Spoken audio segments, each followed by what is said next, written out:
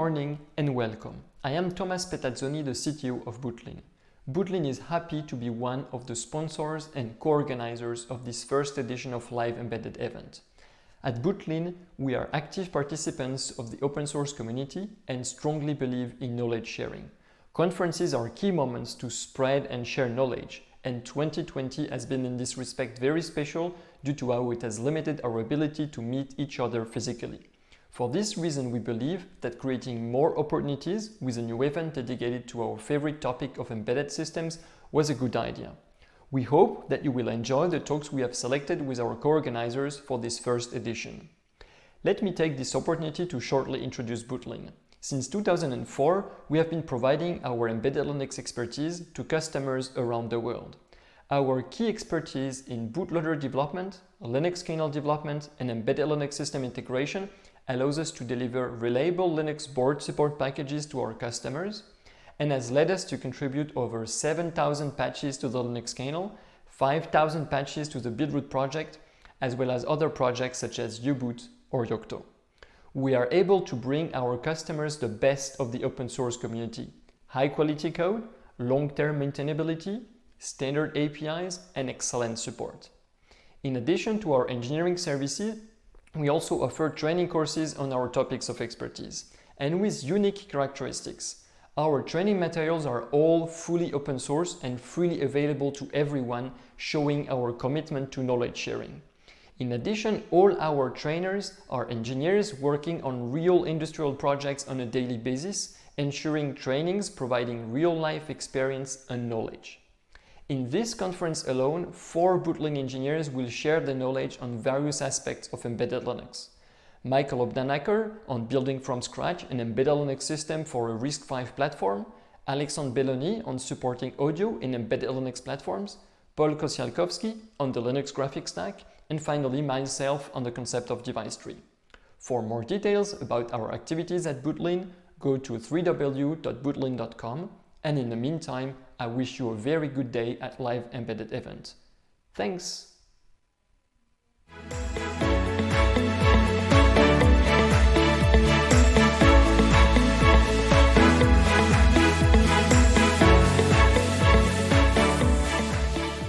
Bonjour à toutes, bonjour à tous. Je m'appelle Christophe Bless, je travaille chez Logilin. C'est un bureau d'études et un centre de formation orienté sur les applications industrielles de Linux. Moi-même, je suis plus spécialisé sur les aspects bas niveau, les systèmes embarqués, les systèmes temps réel ou encore l'écriture de drivers. Je suis très content d'avoir pu participer à la préparation du Live Embedded Event.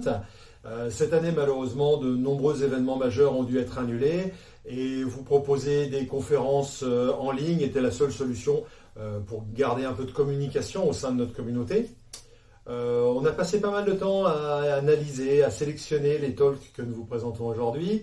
On a essayé d'avoir une offre assez large avec plusieurs thématiques, plusieurs tracks en parallèle et au sein de chaque thème, des conférences de niveau technique avancé et qui couvrent bien l'ensemble du domaine. Voilà, j'espère que vous passerez une bonne journée. Merci de votre attention et bonne conférence.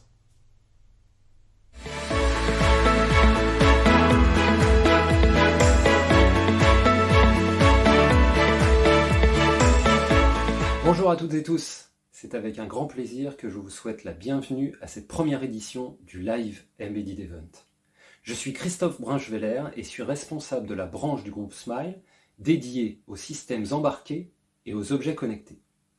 Le groupe SMILE, leader européen du numérique et de l'open source, c'est plus de 1700 artisans travaillant sur des solutions digitales créatives et innovantes dans plus de 7 pays. Notre ADN open source est la garantie de notre proposition de valeur. Dans un souci constant de neutralité vis-à-vis de nos partenaires, nous proposons toujours la solution la plus adaptée. Nous accompagnons nos clients des phases d'idéation et de conception jusqu'au développement et au lancement des solutions proposées. Que ce soit dans les domaines du e-commerce, des applications métiers, de la data, de l'infra, des objets connectés et des systèmes embarqués. Notre offre de services couvre l'ensemble des strates logicielles. Nous avons ainsi dans nos équipes des champions du kernel et des OS temps réel, mais également des cadors du développement applicatif, sans oublier la création et le développement d'interfaces homme-machine. Nous nous basons principalement sur des OS open source tels que Linux, Android Open Source Project, FreeRTOS ou Zephyr pour ne citer que ceux-là, ainsi que sur des frameworks open source tels que GStreamer ou OpenCV. Sans oublier bien entendu tout ce qui rend communicants ces systèmes, que ce soit via des bus industriels ou via des protocoles de communication plus orientés IoT. J'ai coutume de dire que lorsque nous savons quelque chose chez Smile, nous n'avons qu'une idée en tête, c'est de le partager. Cet esprit de partage se matérialise à bien des égards et vous nous connaissez probablement au travers d'au moins un des moyens cités ici. Nos livres blancs, nos webinars, notre blog Linux Embedded, nos contributions open source et également les différentes conférences que nos experts donnent lors de nos meet-up ou d'événements à plus grande ampleur. En cette année 2020 si particulière, nous avons souhaité lancer et co-organiser le Live Embedded Event, le premier événement 100% distanciel consacré aux systèmes embarqués. 7 intervenants Smile pour 7 interventions qui viennent couvrir l'ensemble des catégories proposées. Ainsi, Pierre Ficheux viendra débattre sur l'utilisation de Linux ou d'Android comme système d'exploitation embarqué. Dans la session Sûreté et sécurité, Jérémy Rosen parlera de la mise à jour des logiciels de ces systèmes. Plusieurs interventions au niveau de l'IoT et du Edge Computing avec Jugurtha Belkalem qui vous expliquera comment interconnecter l'OS open source Contiki avec la plateforme cloud d'AWS. J'aurai moi-même le plaisir de revenir sur un cas concret d'IoT dans la location de matériel de travaux publics avec notre client Newlock. Un autre projet concret sera également présenté par Rawad Sreib en présence de notre client Osmos et notre partenaire Infodip sur la surveillance à distance d'éoliennes. Au niveau multimédia, Florent Bayonnet s'attardera sur la façon de créer une solution de réalité augmentée avec QTQML et OpenCV. Enfin, last but not least, Geoffrey Le Gourierec va démystifier le gestionnaire de paquets CC++ Conan. La trentaine d'interventions et les plusieurs centaines de participants montrent bien l'intérêt d'un tel événement où nous en sommes vraiment ravis. Je vous souhaite un très bel événement et vous donne assurément rendez-vous pour une seconde édition en 2021.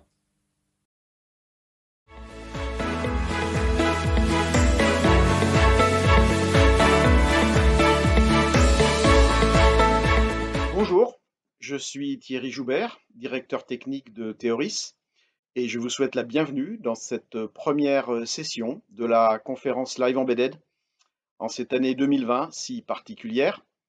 Alors Theoris est une société qui a été créée en 2002 par une équipe d'ingénieurs expérimentés dans le domaine de l'informatique industrielle pour des secteurs comme l'automobile, les télécoms ou encore le médical. Notre expérience, elle est confirmée dans des secteurs comme Windows ou RTX, l'operating system Linux ou encore des plateformes microcontrôleurs comme MicroEJ. Nous proposons une offre de services à nos clients industriels, assistance technique ou projet clé en main. Nous avons participé à des projets impliquant des architectures de systèmes temps réel complexes ou également des IHM pour des produits industriels installés dans des contextes particuliers avec des contraintes métiers tout à fait critiques. Alors, nous avons aussi une offre dans le domaine de la réalité mixte, réalité augmentée, avec de la même manière une offre de développement de projets pour des clients industriels, ainsi qu'une gamme de produits omnichères qui répond aux besoins de nos clients dans les secteurs de l'ingénierie, du support, de la maintenance ou de la formation. Alors, nous sommes très heureux à Theoris de participer à cette conférence Live Embedded parce que la communication est au cœur de notre motivation. En tant qu'acteurs de l'innovation, nous nous devons d'explorer les technologies en amont et une bonne façon de faire cela, c'est de travailler sur des formations, des conférences, des exposés et je suis heureux de partager cette passion de la communication avec le petit écosystème des organisateurs de cette conférence et je vous souhaite une excellente conférence Live Embedded.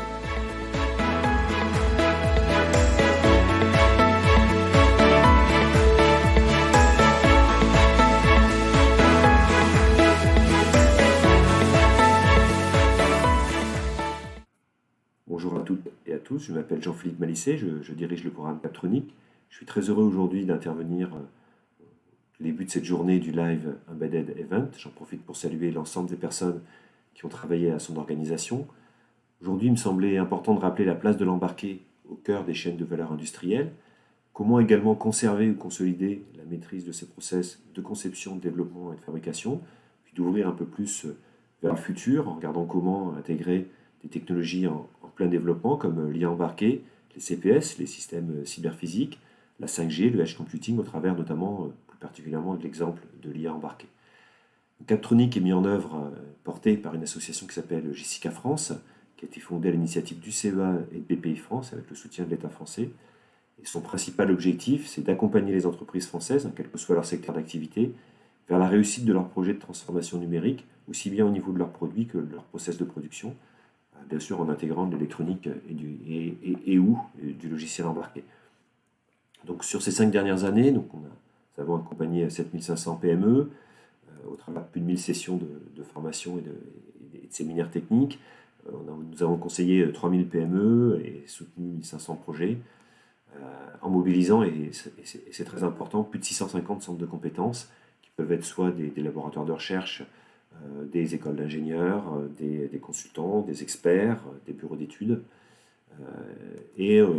Important aussi également de souligner, plus de 73% des PME accompagnées n'ont pas de compétences électroniques en interne, donc on est au cœur de cette diffusion d'électronique vers tout type de société, tout type de secteur d'activité. C'est cette expérience qui nous permet à la fois qui nourrit les accompagnements qu'on peut conduire, qu'on essaye de partager le plus possible avec tout l'écosystème, et puis qui nous permet aussi de construire des programmes de formation pour répondre au mieux à la demande et à l'évolution des compétences. Ce programme donc, est mis en œuvre par une quinzaine d'ingénieurs qui sont répartis sur l'ensemble du territoire, se fait en lien avec tous les dispositifs de soutien nationaux et régionaux qui permettent de cofinancer les interventions, et notamment ceux qui visent à aider les PME à se transformer vers l'industrie du futur. Et c'est dans ce cadre que nous sommes également membres de l'Alliance Industrie du Futur qui permet aussi d'échanger avec l'ensemble des compétences qui sont nécessaires pour aider les entreprises. Comme je le soulignais, aujourd'hui, la diffusion de l'électronique, du logiciel embarqué concerne l'ensemble des secteurs d'activité. Donc vous voyez ici un large panel, donc avec en premier lieu l'industrie, mais également la santé, tout le monde de l'habitat, de la domotique, des équipements, des lieux publics et des bureaux qui sont impactés, mais vous voyez toute cette diversité. Il me semblait ici également important de rappeler, en tout cas de vous exposer les retours qu'on a en termes d'impact, donc au cœur aujourd'hui des chaînes de valeur industrielle, puisque sur les projets accompagnés, on est à plus de 20% de chiffre d'affaires en moyenne, donc grâce aux services, grâce à la valeur ajoutée qui sont amenés dans les produits connectés, avec plus d'intelligence, plus 10 à 20% de gains de productivité, parfois beaucoup plus, grâce à l'optimisation des process de production, grâce au système électronique connecté, bien sûr, et sur des fonctions de type maintenance prédictive, traçabilité, contrôle qualité. Et puis, ce qui n'est pas toujours souligné, des impacts très positifs en termes de développement durable.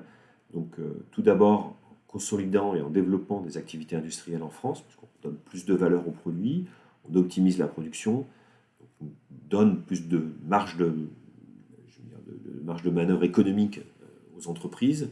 La sous-traitance de proximité, très grande majorité des projets sur lesquels on intervient, en tout cas, sont dans une logique de travail en réseau, donc favorisée par cette proximité, montrant aussi la valeur ajoutée que peuvent avoir des prestataires, des sous-traitants, et puis l'impact au travers des produits qui sont soit des produits, soit des systèmes de production, en optimisant les ressources, leur fonctionnement, les ressources consommées, donc l'énergie, l'eau, la diminution des rebuts, etc., etc. Par contre, ça suppose que les projets soient bien construits en termes de valeur, en termes de prise en compte de l'ensemble des contraintes pour optimiser leur réussite. Donc, ça me semblait important aussi de vous partager avec vous quelques points de vigilance à traiter dès le début des projets, Donc vous voyez ici un cheminement assez classique de projet, mais avec des étapes qui sont importantes à respecter. J'insiste particulièrement sur l'importance de repositionner la problématique initiale, produit ou process, par rapport à la stratégie de l'entreprise et à sa transformation. On va trop souvent directement sur les solutions techniques, et donc cette étape, elle doit vraiment ne pas être négligée. C'est important également de se concentrer sur les fonctions qui apportent la valeur la plus significative. C'est l'assise, le début du design to cost. Et puis ne pas hésiter à mobiliser des experts externes pour identifier et traiter les points durs en termes de faisabilité technique, de contexte normatif et réglementaire. L'objectif, c'est d'identifier les solutions techniques les plus optimum, les plus adaptées, et de gagner du temps et de consolider le projet. L'objectif également, c'est d'arriver à une définition d'architecture technique qui soit la plus solide possible, des spécifications techniques aussi précises, solides également, qui permettent d'avoir des consultations claires et d'éviter des remises en cause incessantes de cahiers des charges et d'aller plus vite vers l'industrialisation en ayant levé auparavant toutes les zones d'ombre qui peuvent exister sur un projet. Comme je disais, l'éventail des compétences à mobiliser est également très important. Donc, aussi bien, donc vous voyez des termes, vous avez l'habitude de voir aujourd'hui, mais l'IoT, tout ce qui est IA également, la cybersécurité qu'il faut traiter dès qu'on connecte, l'électronique programmée, le logiciel embarqué, tous les aspects normes et réglementation, l'industrie du futur, j'en ai déjà parlé, et puis important aussi toute la partie conception, industrialisation des tests qu'il ne faut absolument pas négliger. Un exemple que je voulais aussi partager avec vous, c'est effectivement comme je disais, de ne pas veiller à ne pas brûler les étapes. Donc dans cet exemple, c'est un exemple de démarche pour répondre aux enjeux de l'industrie du futur, qui mixe une approche top-down, donc part de l'analyse du besoin métier, l'identification des informations dont on a besoin, jusqu'aux données à collecter, à mixer avec une approche bottom-up, donc qui va depuis la conception du capteur à l'information partagée. Donc vous voyez ici tous les points et toutes les solutions techniques qu'il est nécessaire de mobiliser pour mixer ces deux approches. Donc depuis le besoin jusqu'à la captation des données, et ensuite on remonte sur tout ce qui est transmission, analyse, et pour restituer et agir. Dans le contexte de la crise sanitaire actuelle, il nous a semblé aussi important de travailler d'aider les entreprises à limiter leurs risques et leurs vulnérabilités qui ont été mis très fortement en lumière pour toutes celles qui sous-traitent, qui externalisent, avec un impact très important sur toute leur chaîne de valeur, donc qui ont pu conduire à des retards de production, dans certains cas des arrêts, faute de défaillance d'approvisionnement ou de sous-traitants. Donc ça s'est traduit par la construction d'un diagnostic rapide, donc maîtrise des risques et des dépendances, sur lequel qui a permis de capitaliser un peu notre expérience et puis celle aussi des experts avec lesquels on travaille, donc qui interroge quel est le niveau d'externalisation de l'entreprise, quels en sont les risques, qui analyse ses produits majeurs, qui prend en compte aussi bien l'électronique, le firmware, applicatif, mécanique, plasturgie, assemblage, industrialisation, test, prendre en compte aussi des critères de développement durable, construire une cartographie de vulnérabilité par produit pour aboutir à un plan d'action, une proposition de plan d'action en adéquation avec la stratégie de l'entreprise. Et la majorité des projets, en tout cas de ces diagnostics, donc c'est des diagnostics courts de 1 ou 2 jours, conduisent à lancer des projets de reconception, de recherche de solutions techniques alternatives. Et on mixe 2 objectifs, celui d'apporter à la fois une réponse aux entreprises intégratrices et de permettre aussi à la filière électronique française de se positionner pour leur répondre. Filière électronique au sens large, aussi bien bureau d'études que conception de logiciels embarqués. Pour ouvrir un peu plus vers l'avenir, je vous proposais aussi de faire un petit focus sur l'exemple de l'IA embarquée. Captronic participe, comme beaucoup de sociétés, de structures, aux travaux du CSF, donc du Conseil stratégique de filière de l'industrie électronique, qui s'est associé au manifeste IA. Manifeste IA, c'est un groupe d'une quinzaine de grandes entreprises françaises qui, au travers de ce manifeste, comme son nom l'indique, ont souhaité montrer l'importance qu'avait pour eux l'intelligence embarquée. Et au travers des travaux avec le CSF Industrie électronique, l'objectif est de montrer aussi, d'apporter le focus, la lumière sur le volet IA embarqué qui est très souvent peu visible. Et donc, dans cet atelier organisé mi-octobre, on va s'intéresser plus particulièrement à l'atelier numéro 3, qui a pour vocation de traiter comment développer une IA embarquée répondant aux besoins des filières et d'assurer sa diffusion dans l'écosystème. Donc on a partagé, échangé, et on a partagé un certain nombre d'enjeux et de constats. Et le premier, c'était la nécessité d'une phase d'évangélisation. Montrer ce qu'apporte l'IA embarquée, aussi bien auprès d'une cible décideur qu'auprès d'une cible plus technique. Présenter aujourd'hui comment on peut conduire un projet d'IA embarqué, comment surtout on peut le réussir, en présentant d'abord une démarche méthodologique, en expliquant les différentes phases et les spécificités d'un projet IA et d'un projet IA embarqué, aussi bien la définition de la solution, la qualité de l'apprentissage, l'inférence, présenter les architectures possibles et les briques technologiques disponibles, donc les capteurs, depuis les capteurs, les microcontrôleurs, le soft embarqué, la cybersécurité, la confiance, sûreté, déterminisme, explicabilité, qui ne sont pas toujours faciles à traiter avec de l'IA, bien sûr la connectivité, l'IA distribuée et l'IA en lien avec l'IA cloud. Et puis surtout rappeler qu'il s'agit d'un projet de système électronique, donc un objet en tout cas que l'on veut intelligent le plus possible, qui souvent a des contraintes d'autonomie, qui doit pouvoir fonctionner avec une connexion non permanente, et qui, sans cette connexion, doit pouvoir fonctionner surtout correctement. Et prendre en compte également toutes les contraintes et les exigences associées, donc en termes d'environnement d'utilisation, des contraintes réglementaires, normatives, fiabilité, coût, encadrement, consommation, que vous connaissez si vous avez travaillé sur des systèmes électroniques, systèmes embarqués. On a fait aussi également le constat et partagé le constat de la nécessité d'une phase de support à la mise en œuvre. J'insiste sur ce point en mobilisant des expertises très diverses. C'est le constat qu'on a aussi partagé, c'est que pour réussir ces projets, il faut pouvoir mobiliser l'ensemble de ces expertises qui sont en train aussi de se constituer. Donc tout d'abord l'identification de l'information recherchée, par exemple le défaut sur un produit en cours en sortie de fabrication, ce n'est pas toujours facile à mesurer, le dysfonctionnement d'un équipement, comment le caractériser, comment l'anticiper, une information qui permet l'optimisation du pilotage d'un système, l'adapter par exemple à son environnement ou aux besoins, typiquement un système de climatisation ou de chauffage qui est lié au nombre de personnes qui peuvent être présentes dans une salle, l'état de santé d'un animal ou d'un patient, voilà, etc. Et puis d'identifier les moyens de la collecter à travers différents capteurs et surtout de la contextualiser pour qu'on ait la bonne information, parce qu'une bonne IA ne fonctionne qu'avec une bonne donnée ou des bonnes données. L'identification également des solutions techniques possibles pour transformer les données connectées en informations, formalisation de la solution et validation quand c'est nécessaire par une maquette de faisabilité. Identifier également les architectures et les solutions de communication possibles en fonction du besoin et des contraintes, et puis, phase très importante, celle de l'industrialisation.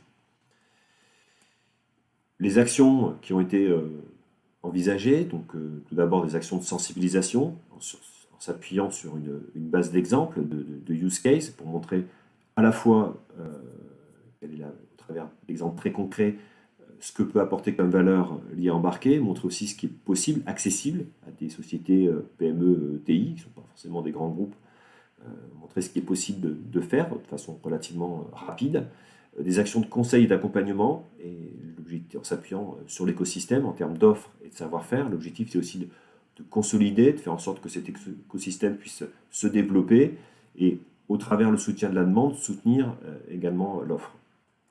Et puis travailler bien sûr sur le volet formation, donc à la fois sur la formation continue, faire le lien avec les formations initiales pour des publics aussi bien de type décideur, que chef de projet, que de publics plus techniques. Et l'objectif, effectivement, de répondre à l'une des principales recommandations du CSF et du Manifeste IA, qui est d'accélérer la diffusion de l'IA au travers d'un écosystème complet, incluant outils, logiciels, cartes applicatives et formations. Et cette notion d'écosystème est très importante. Je vous remercie pour votre attention et je vous souhaite une excellente journée.